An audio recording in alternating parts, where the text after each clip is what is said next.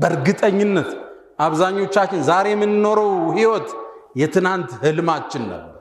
ደርሰንበታል አላመሰግነውም አላህ ትንሽ ትዳር ሊይዝ ፈልጓል ተሳክቶለታል ስራ ነገር አለ ተሳክቶለታል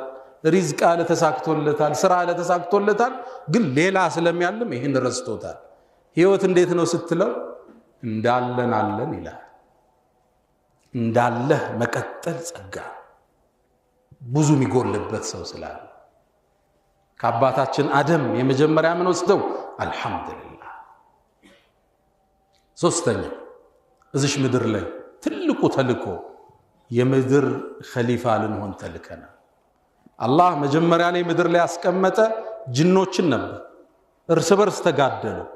ደም ተፋሰሱ መላእክትን አውርዶ ጅኖችን ወደ ወንዙ ዳር ገፋቸው አላህ ምድርን ካጸዳ በኋላ ነው አደም የወረደ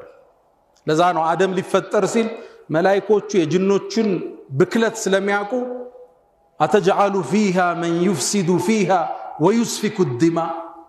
ሚያዋክኑ ሚያጠፉ ደም ያፈሱት ልታረግ ነው እንዴ ያሉት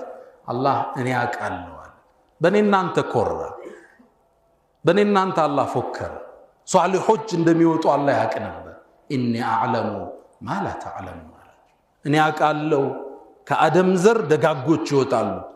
ዑለማዎች ይወጣሉ ሙጃሂዲኖች ይወጣሉ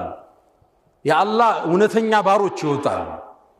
ለሊት ሲሰግዱ የሚያድሩ ዚክር ማይለያቸው ሙስባህ እጃቸው ላይ ማታጣባቸው ሷሊሆች ዛኪሮች ይመጣሉ አላህ ይሄን ያውቃል እኔ አዕለሙ ማ ላ ተዕለሙ ወደ ምድር የመጣንበት ሐላፊነት ምድርን ልናቀና